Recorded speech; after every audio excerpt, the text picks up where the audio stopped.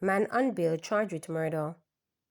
A man currently before the court for a separate shooting incident has been charged with murder in connection with the killing of a teenager in Kingston last year.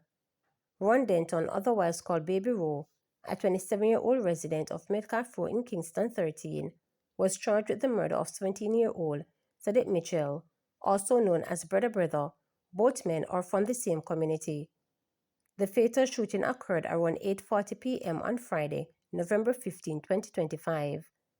Reports indicate that Mitchell was standing with others when a white Honda Fit drove up.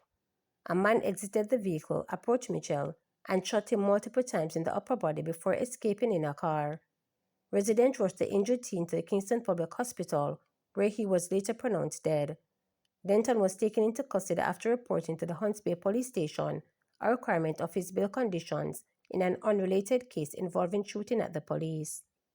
Police arrested and charged him based on information from an eyewitness and a subsequent question and answer session.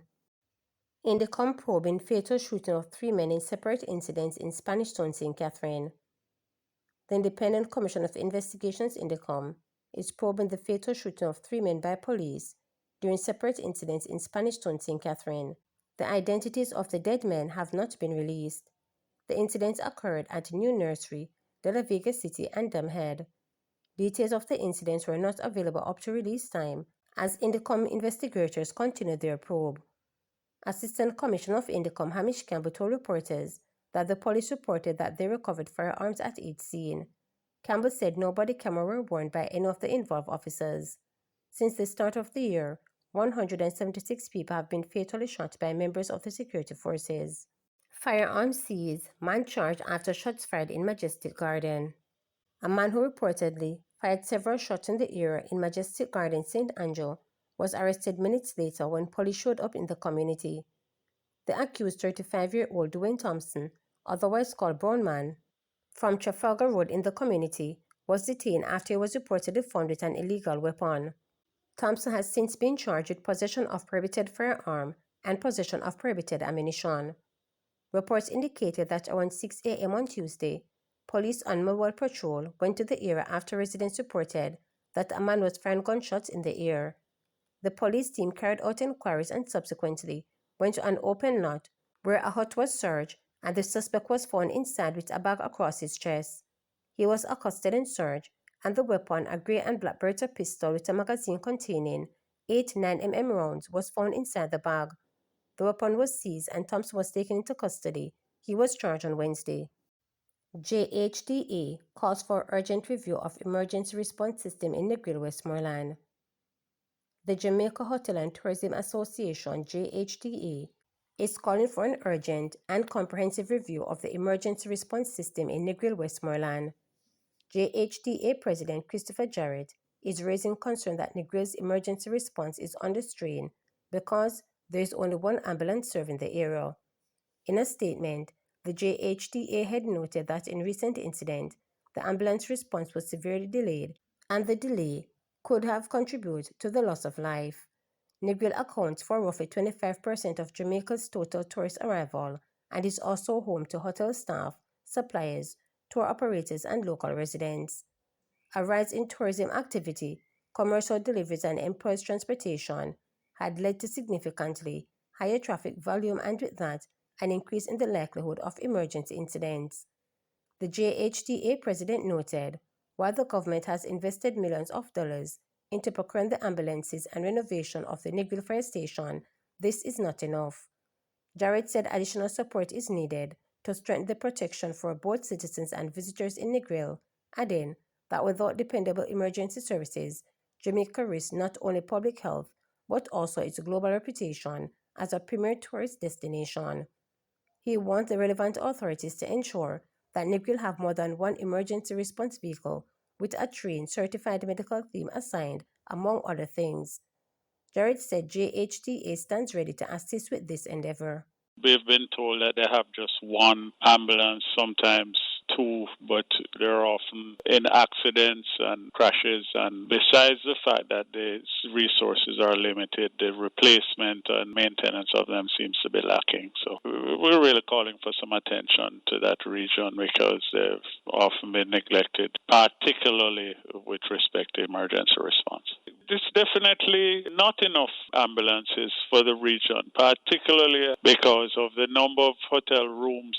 I think the build-out has far outpaced the infrastructure, specifically in relationship to this matter. And so I think we need to be looking at broadening the coverage so that there should definitely be more ambulances. And perhaps we should also be looking at more medical facilities in order to facilitate the growth that Negril has seen in recent times.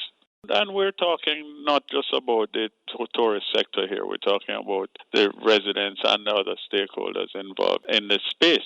We need to have enough available resources so that if there are more than one emergencies, for argument's sake, then we should be able to respond appropriately. Well, to facilitate communication between the different stakeholders, if it is that the Ministry of Health needs to be involved in that conversation, perhaps Ministry of Finance, we are prepared to facilitate that conversation. Fewer testing dates coming for PEP students, MOE considering discontinuing exam for grade 5. Beginning in 2026, grade 6 students taking the primary exit program will face fewer testing days with mathematics and language assessment, as they will be condensed into single-day sitting under new changes. This was announced by Minister of Education, Skills and Youth and Information, Senator Dana Morris Dixon. For the grade 6 PEP, we're going to collapse the exam together. So this means you do all of your mathematics on day 1 and all of your language arts on day 1, Morris Dixon outlined. Moreover, the exam timeline is being shifted from February to the months of April and May to give educators more time to deliver the curriculum to students ahead of the exam, she stated. She noted that these changes are not completely overhauled of the PEP structure, but are immediate, manageable, low-hanging adjustments that aim to reduce stress while improving the learning and teaching experience for students and teachers respectively.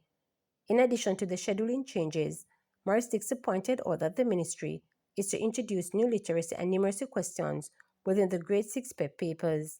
This is to help the ministry gauge and assess the numeracy and literacy level of students at the end of primary school, she noted. It's just some questions that we've added that will give us touch point on numeracy and literacy, because currently we do not test literacy and numeracy at PEP. PEP is testing the extent to which you've mastered the curriculum. It's a curriculum-based test, Morris Dixon noted. In the meantime, the minister indicated that for grade 5, the ministry is considering discontinuing the PEP exam, but has declared a final decision pending further consultation with the Jamaica Teachers Association and other stakeholders. She argued that the idea is for the grade 5 examination paper to be provided to students for use as end-of-year school assessment. So the only decision we've made so far is to collapse the exams, move them later for grade 6, and add the touchpoint questions so we can know literacy and numeracy numbers at grade 6, she added.